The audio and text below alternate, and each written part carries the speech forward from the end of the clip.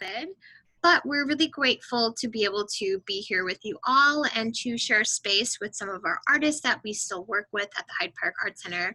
Really grateful to announce this artist talk with Turtel Onli, who is our new Flex resident artist at our building. And Turtel has been doing a lot of great work in the community for quite some time, and he's going to talk about a bit of that today and about his studio practice as well and the work that he's working on at the Hyde Park Art Center. I'm going to read his artistic statement. Starts as, for the duration of my creative career, I have been a Chicago-based innovative artist whose range of work is not rigidly committed to one approach. I am always expanding the notion of the expressive future-primitif, which to me is a blending of ancient traditionalisms to the available ideas and methods of today's tomorrow.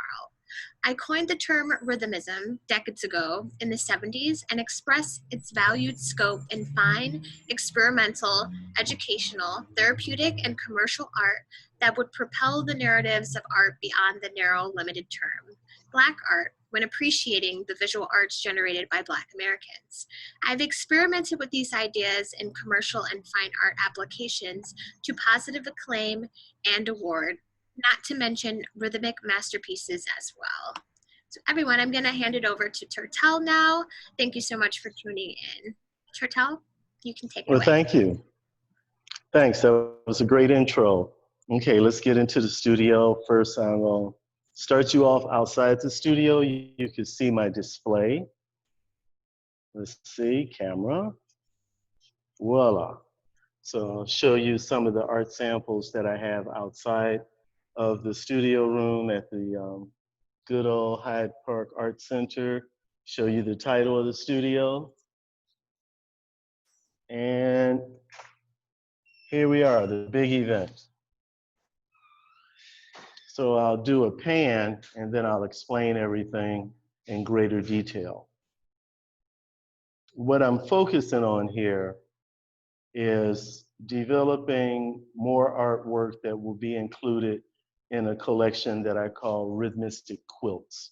And in a second, I'll explain that in greater detail, along with what I call rhythmism, my working process in general from a conceptual standpoint, and also to contextualize it to what's taking place here and what it is that I hope to achieve with this great opportunity. I mean, it's a lot to work with. So I have questions that I'll try to answer. I'm hoping you can hear me okay. The first question that I posed is, what is rhythmism? Rhythmism is a term that I came up with, a long time ago. Keep in mind that in my teenage years, I was one of those that was called a blippy, which meant black hippie. So I was somewhere between the Black Cultural Revolution and the countercultural movement of the time. And one of the things we were looking at was coming up with terms to address what we thought was a new unfoldment, moving away from some of the orthodoxy and the restrictions that were current at that time. So I was going to a place called the Afro Arts Theater, which was on, I want to say 39th, 40th and Drexel. And it was headed up by Phil Coran. And so they were talking about a lot of Black and Afro-centered kind of ideas at that time. And it was all new, it was all really exciting. And there was a group called the Chicago Society of Black Arts and Crafts. Mind you, I'm a youngster, I'm probably 16, 17, when I first got connected with this. And it dawned on me that the term Black art was a good term, but it wasn't specific enough. It's kind of like saying Black music without being able to say hip hop or jazz or ragtime or funk or disco. So I kind of zoomed in on something that I noticed, which had to do with repetition in the artwork, which meant rhythm. And then later on, studying some other things, I came across a concept that I refer to as being future primitive. The primitive part meaning primary, like us going back to our primary roots, whether it be the idea of cave people making artwork or early civilizations and things like that. And then futurism meaning as we cascade into the Industrial Revolution, the jet age, going into outer space, and then, of course, the digital era. So I've worked with that concept over, believe it or not, the past 50 years. So, what would be the point of this? Well, again, we use the term Black art. We use it lovingly. We use it a lot of ways. And it gets vague because are we talking about art that's done where the subject matter is Black and speaking of a certain way, whether it's political protests or romanticizing, cultural events or things like that? Or does it have to do with the artist being Black? Okay, we're really not sure. And I felt we needed terms that could embrace this in a different way, in a more meaningful way, that could talk about, in some kind of way, it being a genre. Um, like you have surrealism, or you have impressionism, you have abstract expressionism, you have all these terms. Well, you need terms. So I dedicated a huge amount of my practice to that. When I say dedicated, I did it with tremendous oversight. As a freelance illustrator, I used to be a major market illustrator, which meant I did things like design album covers. Yeah, album covers, the old vinyl disc. I designed album covers for George Clinton, who you know by way of P-Funk, Captain Sky, some jazz musicians, variety of people. Um, I even had the dubious distinction of having designed one for the Rolling Stones that didn't pass censorship, but that's going to be another conversation. But when you work as a illustrator, what you're dealing with is a lot of, what can I call it? Oversight. They tell you more or less what to draw, how to draw it, why to draw it, um, when to turn it in, the materials, and then they ask you to do something like be creative after giving you all that insight.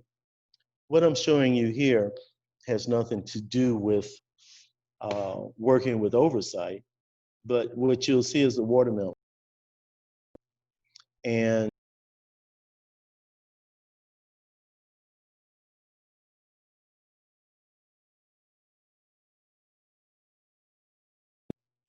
we were looking at bringing concepts from the Black cultural revolution into the mainstream. So the term rhythmism started being used by us, and our logo also was the watermelon, because after all, the watermelon is red, black, and green, which were the colors of the Black liberation movement.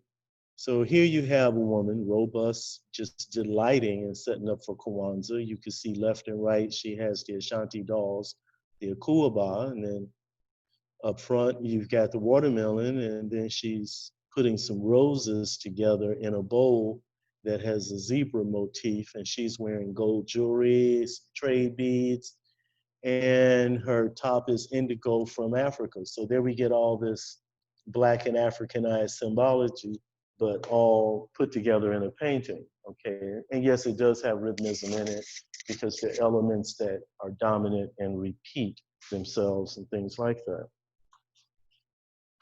So let's move on to what I'm doing here.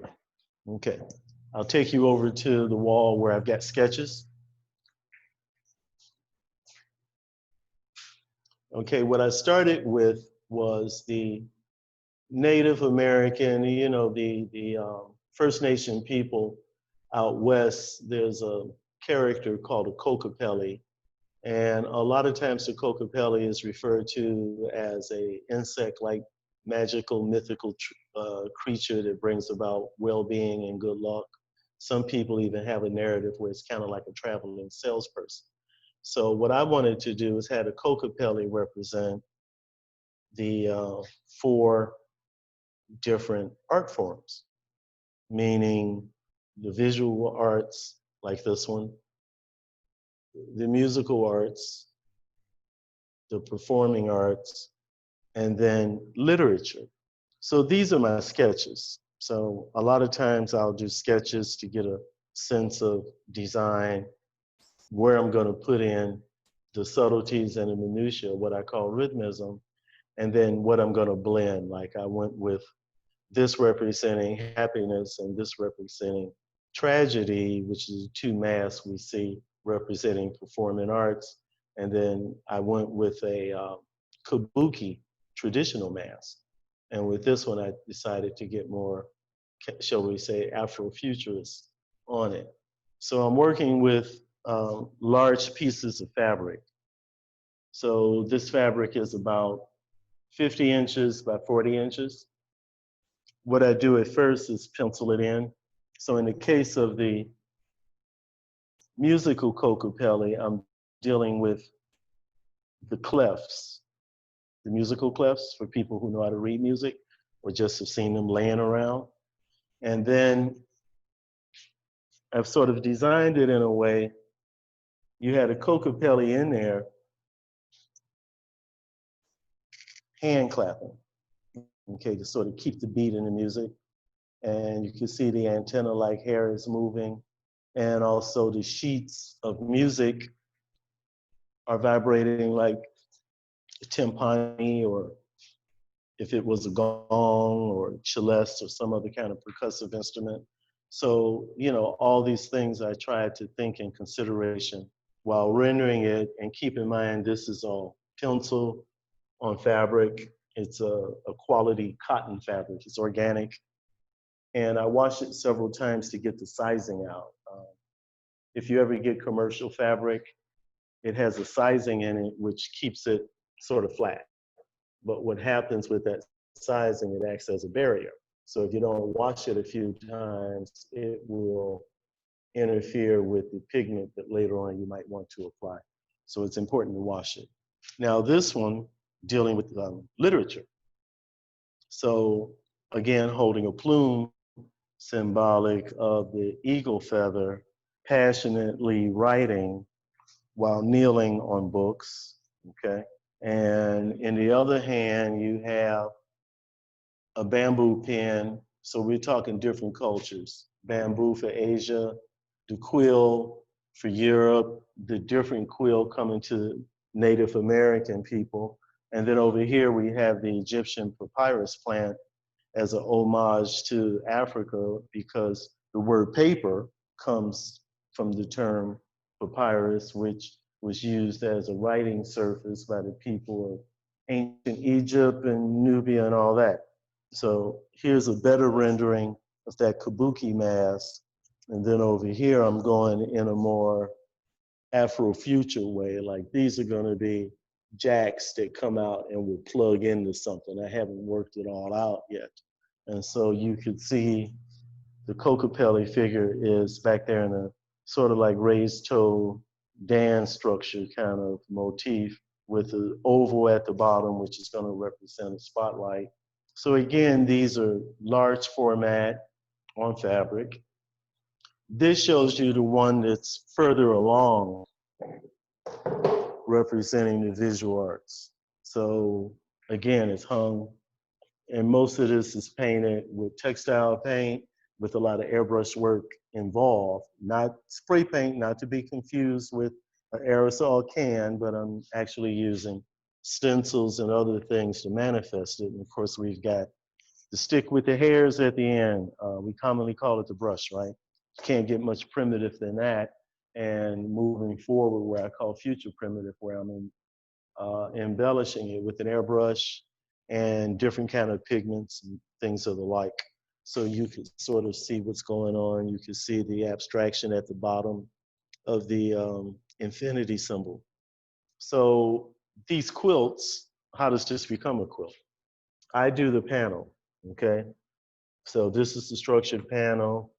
This gets a lot of me. When I say me, my technique, my ideas, my concept and all that. And then I turn it over to a quilter. The quilter I'm working with, who I met a few years ago, brilliant quilter. He's out of Michigan City, Indiana. He's with a quilting guild up there called the Quilters Pocketary. And his name is Patrick Whalen. So I will give him a panel, okay? So he would have gotten this panel that would have been finished up to this point. where I was working with quilters in the past that were more orthodox and committed to working in a certain way. So that was good. So I turned it over to Patrick. He does the surface padding, so you can see the quilting and the texture. He adds his own sense of rhythm to it. He does the borders. I do not tell him what fabric to use, what motif to use, what kind of pattern. I don't tell him anything.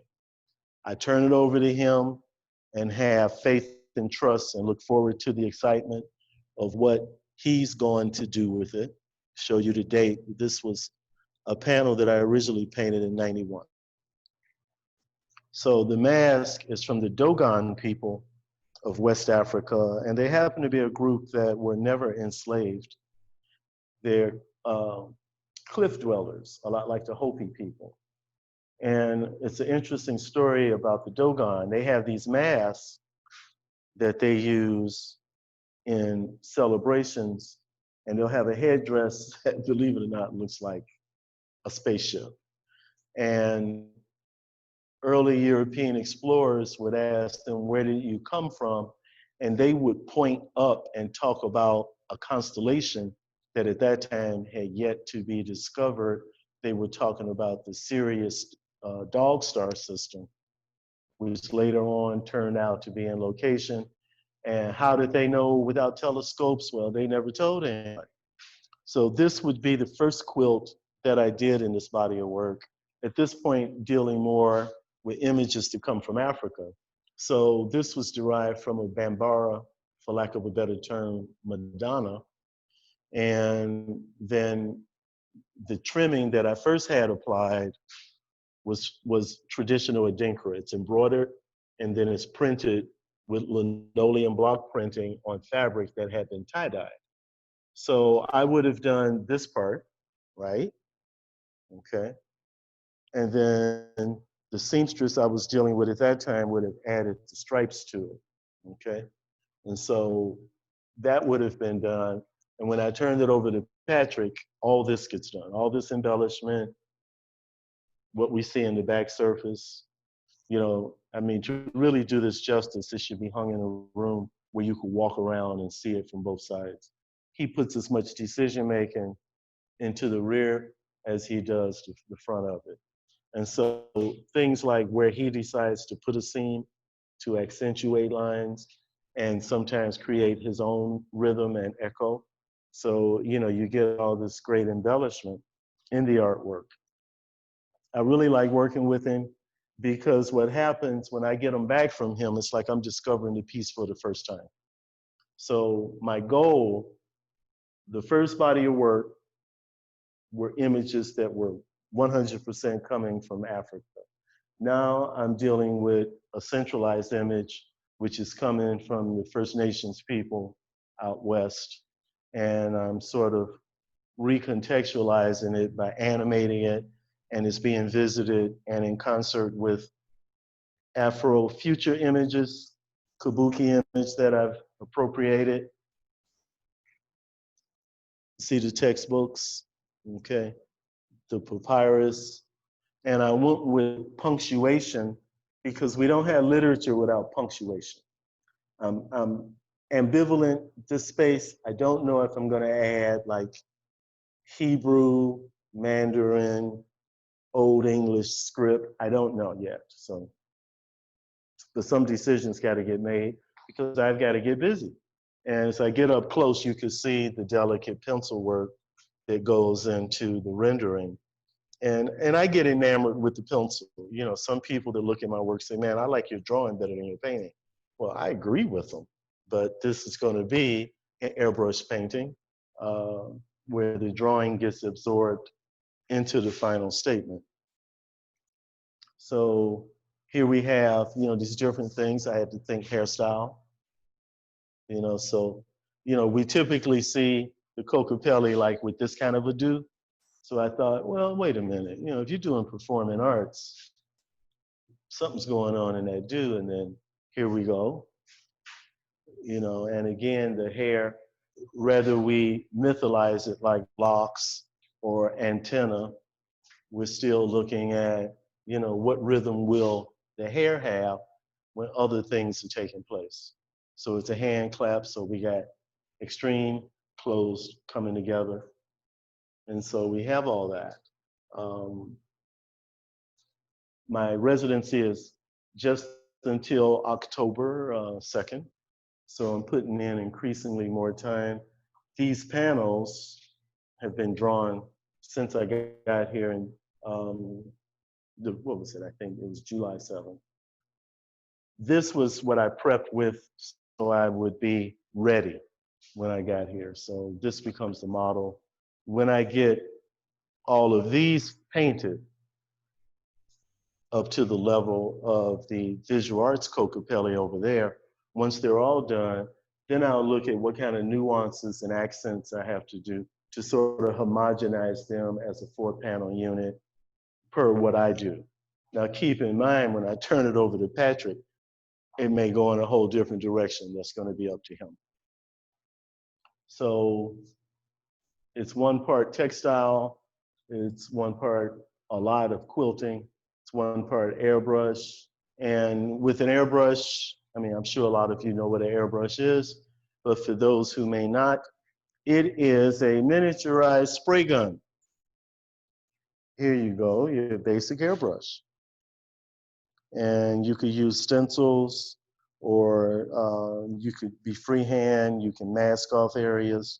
Airbrush has the capacity to make a line. If you get an airbrush that's fine enough, you can have a line that's like the width of a hair. And then you can make a spray mist that could be a couple of feet in diameter. So what I've been doing to get used just to my airbrush technique is just some practicing of things. See over here, these are stencils I'm using. But, you know, it's like practice, because the thing about airbrush is you don't get tactile feedback. What do I mean by that? You don't touch the surface. So if you don't touch the surface, you don't get that feedback. So you're spraying, and then you have to look at what you're spraying and how it manifests. But you get some amazingly cool effects in a simple way with just simple stencils. And then, of course, you got to control the spray pattern, you know, whether it's values or doing it for energy. Like this one came out real cool. I like that one a lot. But I'm practicing up on my technique, because practice makes better. You know, like a lot of people, you know, you have peaks and valleys in your productivity where you may be working more in one time period than another. And what do? You remember yourself at your peak, but you don't remember how you got there. Okay. So that's where these tutorials, or should I say these practices, come in. So yeah, that's airbrush. There we go. That's another airbrush. What a lot of people don't know is airbrush came to the United States, actually in Chicago. At one time, all the manufacturers of airbrush in the United States were sequestered over in good old Franklin Park. You had Badger, Binks, Thayer Chandler, and a group, it's another group, I can't think of their name, and Pache ultimately ended up over there. So, you know, those were good times for those of us who were into airbrush. Hopefully that gives you some sense of what I'm doing in terms of my focus with this residency.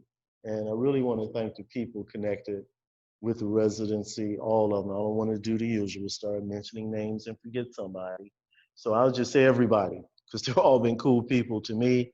They've been cool to other people, and we look forward to being able to open up the Hyde Park Arts Center to move in ways that it could be more available to you, the public. Um, let's see, how about visiting my website? I'm going to screen share in just a moment.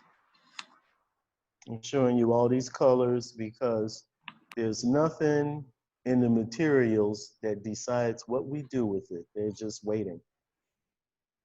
All right.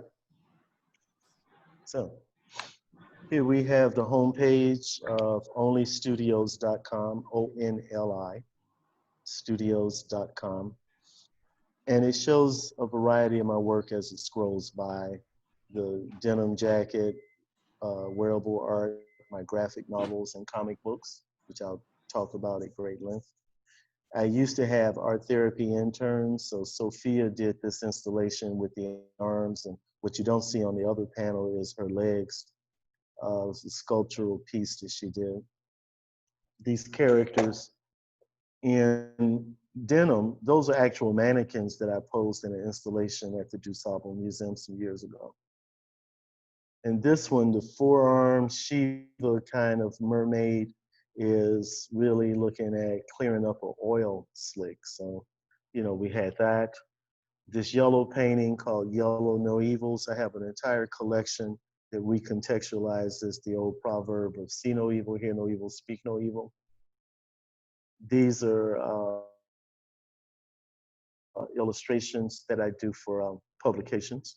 So, I still freelance. It's not as dynamic as it once was, but I work with the Southside weekly newspaper, which a group out of the University of Chicago publishes.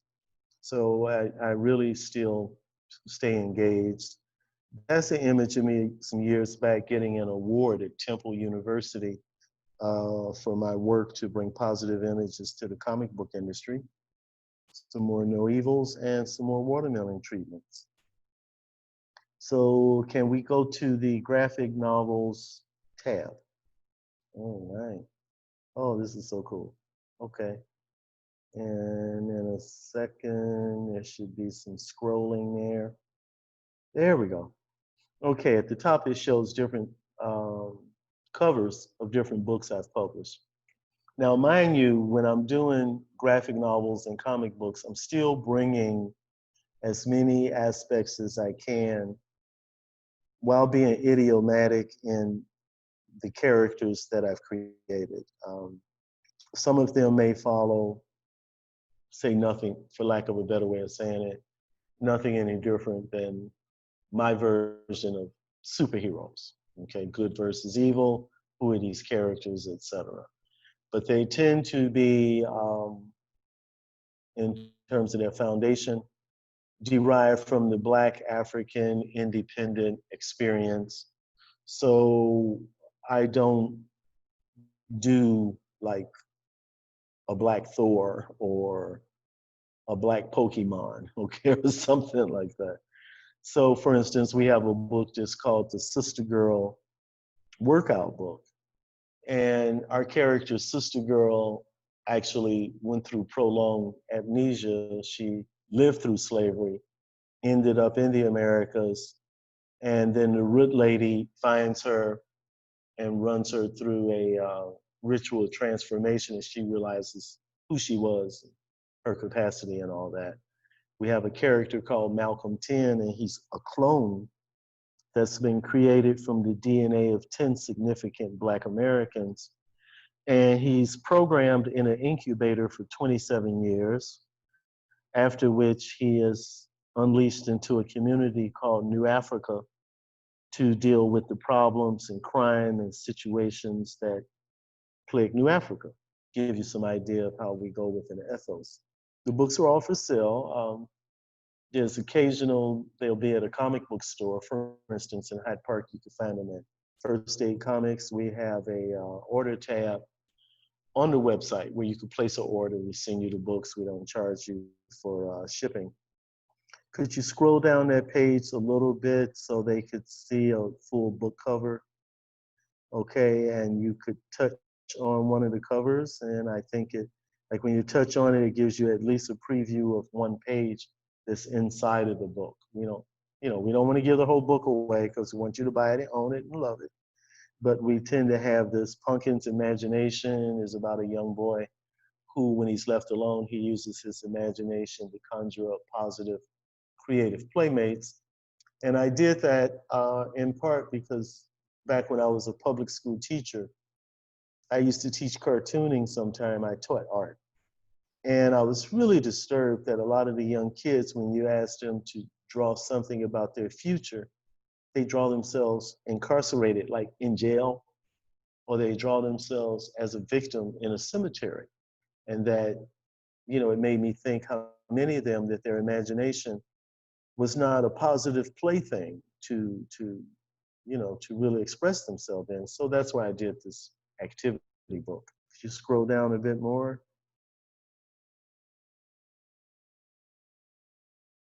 okay, right there. Okay, Tales from the Rhythmic Zone. The first character that I published in a book is called Nog, N-O-G, and the N-O-G stands for Nubian of Greatness.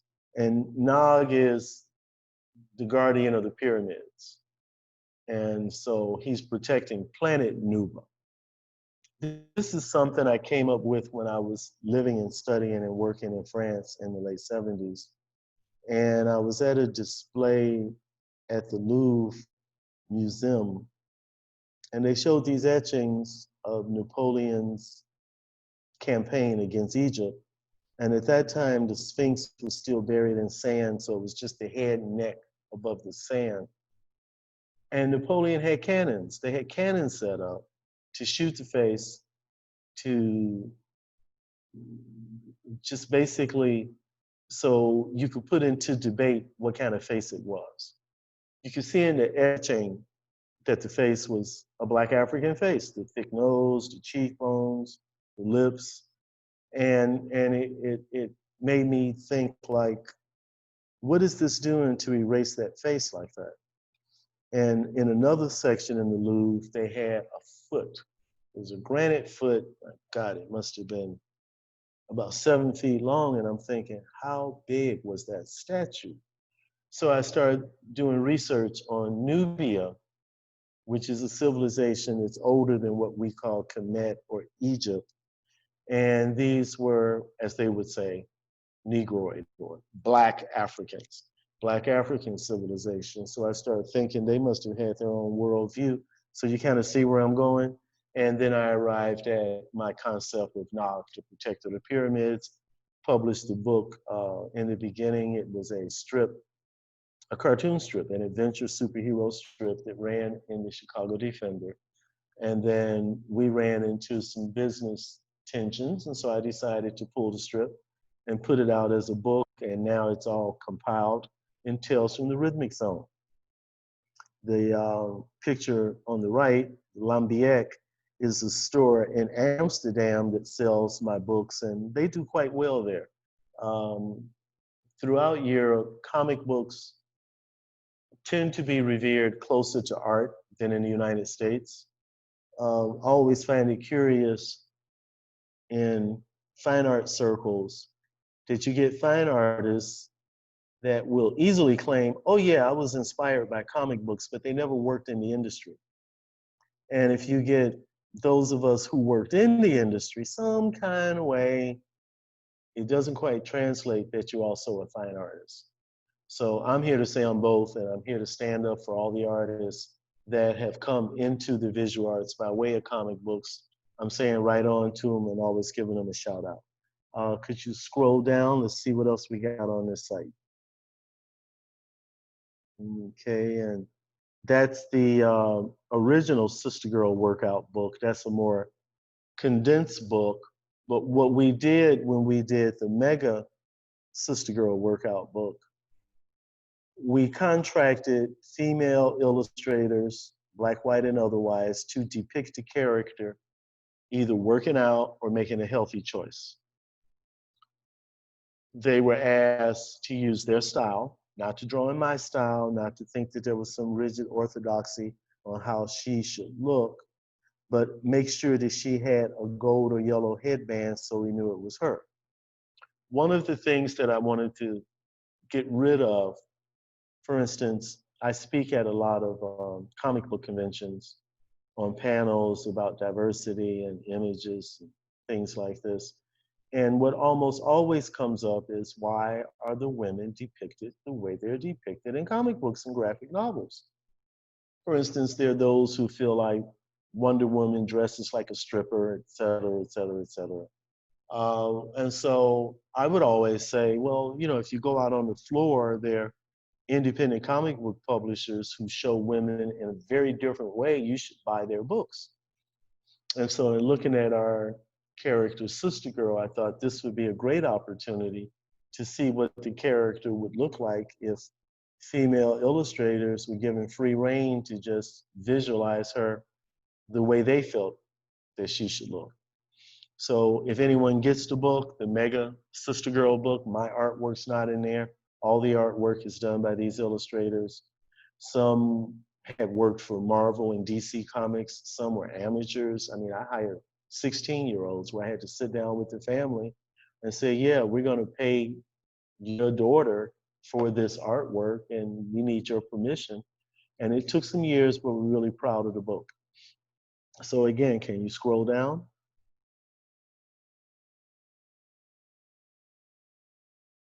There we go. Okay. So we see more books, Team Blonga. Scroll a little more. I want to get to Sasa, which is on the left. Okay, right there. Could you touch the cover of Sasa? Okay. So see little girl hiding under the blanket. This is the most troubling character I've ever come up with. I don't want to give everything away. It is a horror book. Yeah, we ventured into horror. And it deals with um, a type of condition, a flesh eating, that's DNA passed. And this young girl is confronted with this and is given a process by which she will never become one. And so it deals with confronting your worst fears and understanding that in that you have choice and that the choices can liberate you from the worst possible consequence imagine of those fears. So we have that. And next to it, Let's Go Green in the City. Could you hit on that cover? Okay, this is a book where we have these playful characters. I call them button heads. They're really my favorites. I shouldn't say that. You know, it's awful when you say you got favorites in your own work, but I do. So what it's dealing with is simple habits that any of us could use for sustainability or counteracting global warming or recycling and things like that. And so it's those kind of cute characters that are telling us about how to do this. And it's really meaningful, playful, and simple. So it's a book that has gone out to educators. It's got activity pages in it, it had references to like the old Chicago Center for Green Technology and other agencies that were connected with recycling and reclamation and green technology and sustainability. So what we do in Only Studios, we try to not just do art for art's sake, but we try to deal with the graphic novel and the comic book as a vehicle for change and learning, as well as, you know, just nice recreational reading material. And when I say nice, I mean it's provocative, of course. Research has told us that when you read a graphic novel, because you're processing the narrative quality of the drawings, that deals with one aspect of the cognitive process. And then you're processing the words, that's your literary intelligence. And then you have to combine the two. So by their theory, you're using more of your brain when you digest from a comic book or a graphic novel. And I think that's where the myth comes, where people tease and say, oh, that's just for those nerdy, geeky types. Well, they should say smart, intelligent types, because you know your brain is on fire when you process in a comic book. So could we go up to the tabs again at the top? Let's go to the one that says Rhythmism Rocks. Okay. So at the top of it, let's go up to the top of the page. There we go. Okay, so that's actually 3 panels. Each one of these panels are oils on acrylic. And I was inspired to do this triptych. Each panel, I'm sorry, I said oils on acrylic, I meant oil on canvas. The concept is dealing with, you know, back about 12 years ago, there was a big oil spill in the Gulf of Mexico. And so I wanted to depict sirens, i.e. mermaids, as being involved with trying to rescue these sea creatures. So the one on the left is rescuing a pelican. The one on the far right has a baby dolphin. And the one in the middle is leading, you see that cable? Well, I took that from a photograph where it's actually, they call it a boom that they put out onto the water to corral the oil. So it's to really show this, and it's got other things going on in the painting. Uh, they use a big word. They use a dispersant to control the oil, where they're really using palm olive soap. So let's scroll down a bit, and that's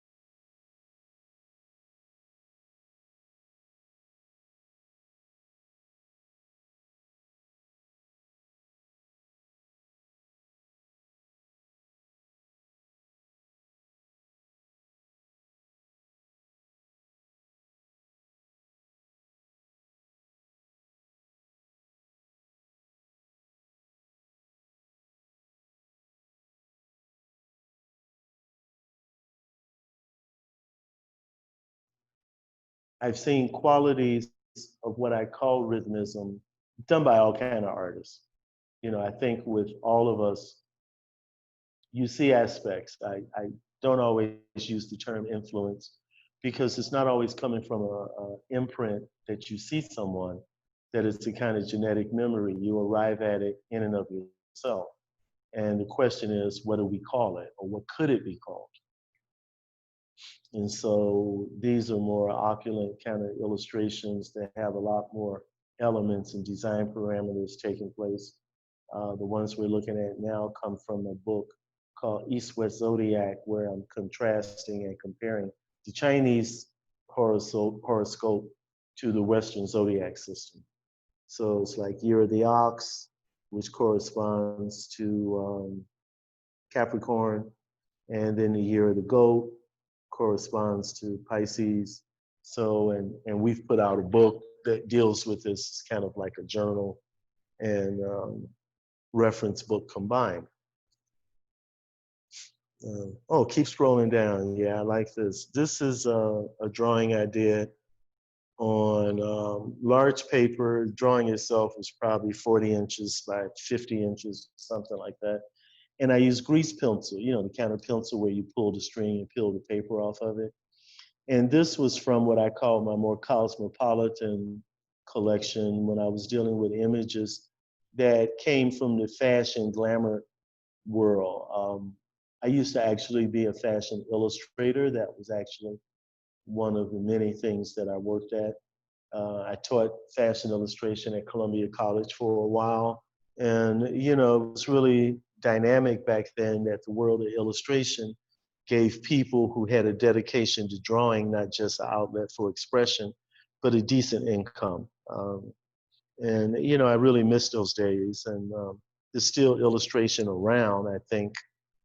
most illustration jobs are somewhere between animation, graphic novels, and of course the world of children's books, where there's a lot going on in illustration. Um, the digital era has brought in as many opportunities as it has challenges for those that want to find work or just express themselves in illustration. When we say illustration, we're talking about drawings that some kind of way carry the narrative of the content of the material that is being expressed. When I worked as an illustrator with magazines, they would like give me a manuscript of the article, ask me to read through it and do a sketch. And then, of course, to be competitive, I do 4 or 5 sketches because I didn't want them talking to other illustrators. So then they would process my 4 or 5 illustrations and tell me which one to develop. And they give me input on what to change. I change it, meet the deadline, and it would come out with the article. Um, Dealing with musicians and record labels, a similar process, but it was more about could that album be seen from 10 feet away when somebody walked into what back then was the record store. When it came to the beauty glamour industry, there were different looks that a company may have been branding itself with. And could you manifest the looks of what they couldn't do in a photograph? So if they couldn't do it in a photograph, they wanted you to do it as an illustrator. And, you know, it paid well. In my case, it's how I paid my way through undergrad and graduate school at the School of the Art Institute. My undergrad was in art education, which of course led to me being a public school educator with Chicago Public School. My master's was in art therapy. I worked for a number of years as a clinical art therapist and a community-based art therapist. I worked in battered women's shelters. I worked in drug rehab facilities. I also had my own program for a couple of years. It was called the Black Owned Black Love Fine Art Center. My sponsor was Soft Sheen Products, which did things like brought us the infamous Jerry Curl hairdo. And they were generous sponsors, and we went in and remodeled 2 ground level apartments. One was the Black Owned Black Love Library, and the other one was the Black Owned Black Love Fine Art Center, which I directed. And we were using these to be a deterrent to crime and gang activity in what was the old Robert Taylor Homes public house development, which was the largest housing projects in the United States. And both programs were highly successful. The police did research over there and showed after a year and a half, the incident of crime went down. The students returning to public school was measurably going up. It was really what I call art therapy on an industrial level. Art therapy is a viable modality in treatment and in diagnosis for a lot of people looking for ways to manifest a professional level of their creative affinities. I highly recommend they look at those fields and other endeavors. But while doing all that, I was coming home to a studio, you know, the old live workspace, where I was still cranking out my images. When I say crank, always would self-assign myself a project and work in a continuum thereof. So we're seeing a portion of a painting. If we could pull back a bit, we could probably see the whole painting. It's called The Dance of the 9/11 Phoenix, and it's out of my No Evils collection. And I actually started it on 9/12, as in the acts of terrorism that was visited the Twin Towers for 9/11 back then. And so I was dealing with the Phoenix as a rebirth from the ashes and the fire. And she's dancing on top of a Tao symbol, you know, the Tao, which people call the yin yang symbol. And if you could go to the website, you'll see that it's 11 figures representing the people who died there around the Tao. And the three women, there's the dance figure, which is she's kind of in a showgirl dance step. And I use that because that's kind of quintessential American, right? You know, a Vegas kind of strut and showing the red, white, and blue stripes that something's going to come back, but also the three central figures are presenting speak no evil, hear no evil, see no evil. And so it's an ambitious statement. I painted it. It was a gallery called Divine Alchemy in Saugatuck, Michigan. And we had planned in advance to do demos on 9/12 that year. And so the events of 9/11 led me to start this painting as my demo. And so, again, it shows like where there's a narrative that a lot of times I embrace. I'm not sure which came first. Was I doing that in my artwork as a child? I think so. And that's probably what led me to illustration. And in illustration, it kind of reinforced that. Coming up with illustration being just out here as a pathway to work. It always involved, you know, the human figure, some kind of storytelling and the like. There's one of the quilts. You can see where Patrick has embellished it. Um, yeah, so we've worked with a lot of modalities. I still do. Um, for the record, yeah, I do digital. I use Photoshop. You know, I use InDesign. I use a drawing tablet and stylus. You know, okay, there's Patrick in his studio. So you can kind of see his own work in the background and him. I mean, it's like I bring him a piece and he just attacks it. I'm like, dude, let me lead. I don't want to see it. I want to see it when it's finished. And you know, I say it lovingly because, you know, I really dig it. And one of the things when I collaborate with people, I like to get out of their way. I don't want to, I think it's called micromanage or over direct. I want them to feel the concept and express themselves in it and feel a sense of ownership, not worry about me going ouch or rolling my eyes or me being shocked because I didn't expect that. And I figure the best way for those kind of reactions not to show up, and then I'm kind of a flat face, stick in the mud kind of person. So, you know, I'm not always Mr. Sunshine Smiley. So people think that flat face is disapproval when I'm like, that is my smile. I'm really being excited. So if I'm not there, they could just go for it. Then when it's over, I'm like, whoa, this is so righteous. And you know, it's really fun for me in that way. I hope it's fun for them. So, you know, some narrative work, older images of mine and things like that on the website. So I try to let people know when they go to onlystudios.com that I've had a lot of things to say and a lot of different ways to say it, and a lot of work, i.e., in this experiment that I call rhythmism. One of the points I wanted to make before we sign off is that this residency, and I'm really thankful to the Jackman Goldwasser Foundation for setting this up at the Hyde Park Art Center, and I get to do this. This for me is to pivot where I stop thinking of rhythmism as being experimental and can affirm what all that experimentation with oversight, without oversight, has convinced me, and that I can share that. So there we are. Okay, it's been quite an hour of me monologuing and a lot of help from, wow, here we are back in the studio. Okay, Yeah, does and anyone here have I any am. questions? If you have any questions about the things that Turtel talked about or questions about his practice, we have a couple of minutes left. Feel free to unmute yourself if you do or type it in the chat.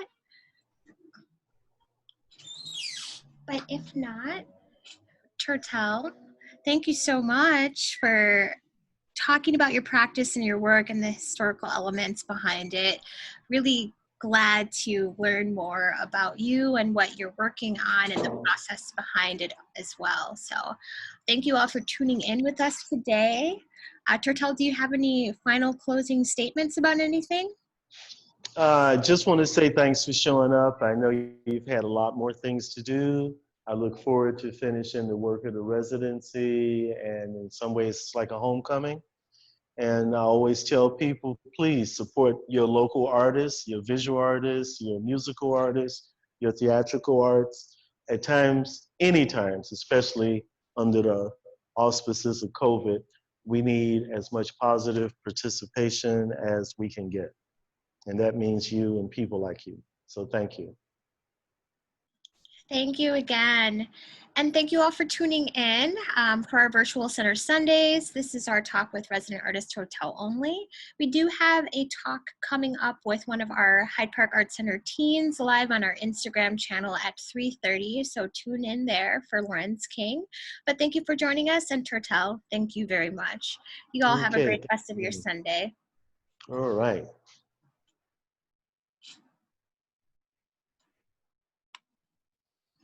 Okay, I know I do something to get out.